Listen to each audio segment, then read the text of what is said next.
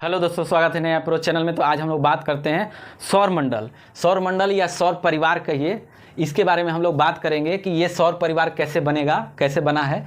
तो ये देखिए, जैसे सन हो गया, सन को पता ही है, सूर्य हो गया ये। तो सूर्य के साथ साथ इसका आप देखिए 8 ग्रह हो गया, यानी सूर्य के साथ साथ 8 ग्रह हो गए और ग्रह के उपग्रह हो गए। यानी जैसे चंद्रमा जो हो गया वो उपग्रह हो गया, पृथ्वी का उपग्रह हो गया। तो यानी सूर्य हो गया और सारे ग्रह हो गए और ग्रह के उपग्रह, और उसके साथ साथ जो ये एस्टेरॉयड जो होता है यानी क्षुद्र ग्रह जो होता है, इन सबको मिला करके एक परिवार का निर्माण कर रहा है जिसको कहते हैं सोलर सिस्टम। यानी यहाँ पे लिखिए कि सन हो गया और इसके साथ साथ प्लेनेट हो गया और इसका हो गया सैटेलाइट हो गया, मतलब उपग्रह हो गया, और उसके साथ साथ ये हो गया एस्टेरॉयड्स हो गया। और इस तरीके से ये सबको मिला करके क्या कहा जाता है, कंप्लीट मिला करके सोलर सिस्टम कहा जाता है। ये हमारा ज्योग्राफिकल टर्म हो गया। अब इसको आसान भाषा में, अपनी भाषा में भी समझ सकते हैं। अब देखिए, जैसे मान लीजिए कोई घर का गार्जियन हो गया जो सबसे बड़ा होता है, तो सन क्या कर रहा है, पूरे परिवार को लीड कर रहा है। यानी सोलर सिस्टम में सबसे बड़ा हो गया सन, और इसके साथ साथ जितने बच्चे, अब इसका मान लीजिए कि 8 बच्चे हैं, तो 8 बच्चे हो गए और बच्चे के उप बच्चे यानी बच्चे के बच्चे, तो ये हो गया नाती, यानी हो गया चंद्रमा। तो आप देखिए कि 8 बेटे हो गए और बेटे के बेटे हो गए। इन सबको पूरा मिला दिया जाए तो क्या होगा, सन का पूरा परिवार हो जाएगा, आपका भी इसी तरह अपना परिवार हो जाएगा। तो इसी को क्या कहते हैं, सोलर सिस्टम। तो सोलर सिस्टम में इन्हीं सारे 8 बच्चों के बारे में और उसके बच्चे के बारे में हम लोग डिटेल्स में पढ़ेंगे, जिसको सोलर सिस्टम कहा जाता है। तो अब कहा जाता है कि इसका निर्माण कैसे हुआ। इसका निर्माण कैसे हुआ, तो 4.6 अरब साल पहले इसका हुआ था। ठीक है, 4.6 अरब साल इसका पहले निर्माण हुआ है सोलर सिस्टम का। अगर ऐसे पूरे ब्रह्मांड कहा जाए तो ब्रह्मांड का निर्माण हुआ है 13.7 अरब साल।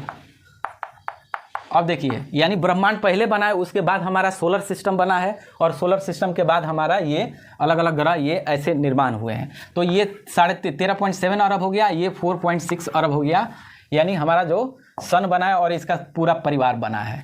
तो इस तरीके से क्या हुआ, हमारा निर्माण हुआ। अब देखिए, जैसे यहाँ हो गया बुध हो गया, शुक्र हो गया, मंगल हो गया, पृथ्वी हो गया, मंगल हो गया, बृहस्पति हो गया। तो ये देखिए, मंगल और बृहस्पति के बीच में आप देख रहे हैं ये डॉटेड लाइन होगा, ये सारा डॉटेड आप देख रहे हैं, इसको कहते हैं एस्टेरॉयड। एस्टेरॉयड का मतलब ये हो गया कि ये जैसे हमारा प्लेनेट है उसी तरह के साइज में काफ़ी छोटा होता है। इसको मिनी प्लेनेट के नाम से जाना जाता है क्योंकि साइज में ये काफ़ी छोटा होता है। और ये भी इसी रेंज में आप देखेंगे, मंगल और बृहस्पति के में सबसे ज़्यादा इन्हीं क्षेत्र में पाया जाता है। तो एक तरह से आप लाइनिंग में देखेंगे, चारों तरफ ऐसे ये पाया जाता है। इसको बोलते हैं क्षुद्र ग्रह या एस्टेरॉयड बोला जाता है। तो ये हमारा एस्टेरॉयड हो गया। अब देखिए कर है कि इसका निर्माण इतने साल पहले हुआ था। सन क्या है, सन को क्या बोलेंगे, एक स्टार है, क्योंकि इसके पास क्या है, अपना लाइट है। सन के पास क्या है, अपना लाइट है। तो अपना लाइट है तो क्या कर रहा है, इनको लाइट दे रहा है। तो इसका अपना जो स्टार है अपने आप में, ये क्या होता है, जितने भी आप स्टार देखेंगे और वो स्टार होंगे हमारे ब्रह्मांड में, उनका अपना खुद का स्टार होता है। और ग्रह होता है वो है जिसका अपना कोई लाइट नहीं होता है, ये इससे लाइट लेता है और यही सब कुछ फुलफिल करता है।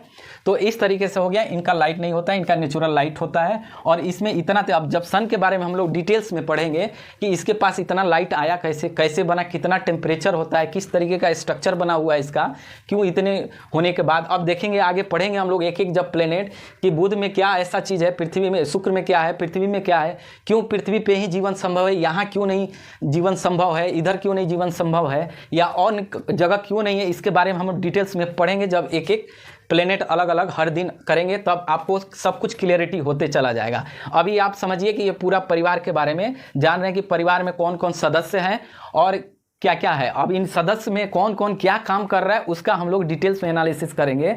तो अब बात करते हैं इसमें कि आपने, जैसे हमने बोला कि 8 ग्रह होते हैं, यानी प्लेनेट 8 ही हैं सोलर सिस्टम में। पहले क्या होता था कि 9 ग्रह हुआ करता था, यानी 8 वर्सेस 9 प्लेनेट। ये क्या है, पहले, अब 8 हो गया, पहले 9 था। तो 9 था तो 8, 9वां को क्यों निकाला गया है, इसके पीछे भी कोई रीज़न है। तो आप आइए समझते हैं कि इसको क्या है। तो 2006 की बात है, 2006 में हुआ था, एक जगह मीटिंग हुई थी, प्राग। प्राग हिंदी में बोलता है, इंग्लिश में प्रागवे बोलते हैं। और चेक रिपब्लिक, चेक रिपब्लिक, ये जो है ये देश है और ये उसकी राजधानी है। प्राग हिंदी में बोल जाता है, इंग्लिश में प्रागवे। यहीं पे मीटिंग होती थी इंटरनेशनल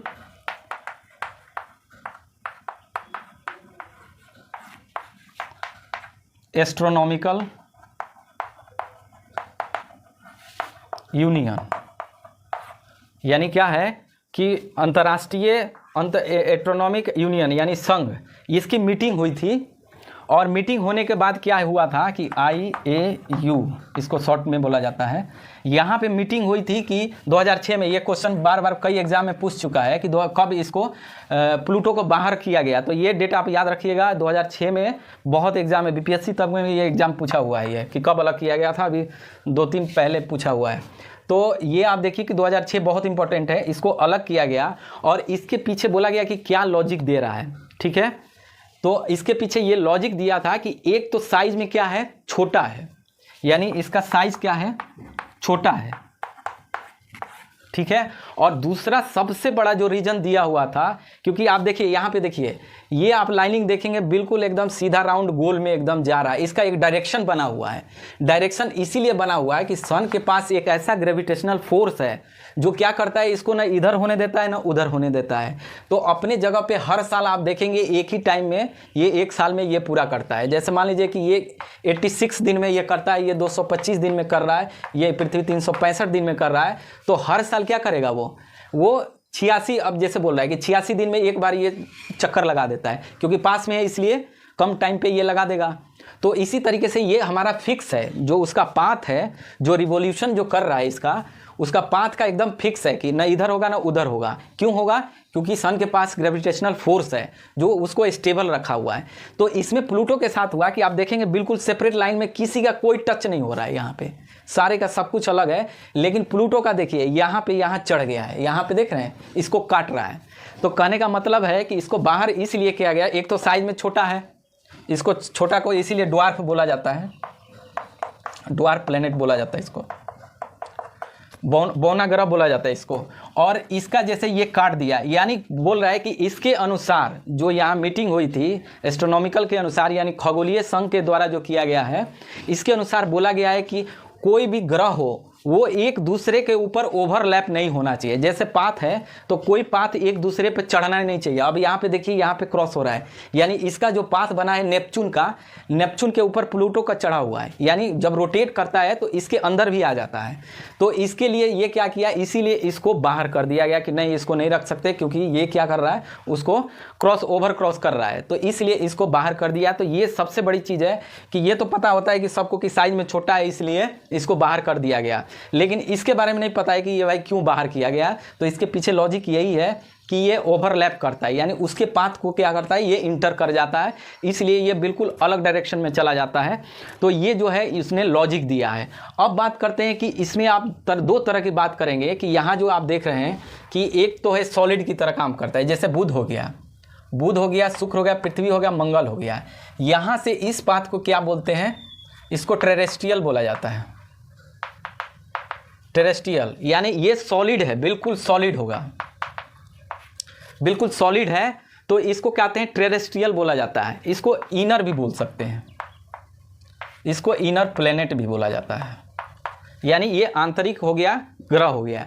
ये चार गो इसका अलग कंडीशन हो गया। और यहाँ से जो बृहस्पति के बाद इधर आप चार देख रहे हैं, ये हो गया हमारा इनर हो गया, और ये हो गया आउटर, ये आउटर प्लेनेट हो गया। और इसको क्या बोलते हैं, क्योंकि सारा जितना प्लेनेट है ये गैस का बना हुआ है, ये चारों प्लेनेट क्या है, गैस के बना होते हैं, इसलिए इसको अलग रखा गया है। और ये सॉलिड के बना हुआ है, यानी जैसे हम लोग पृथ्वी पर रह रहे हैं, ये क्या है, सॉलिड है।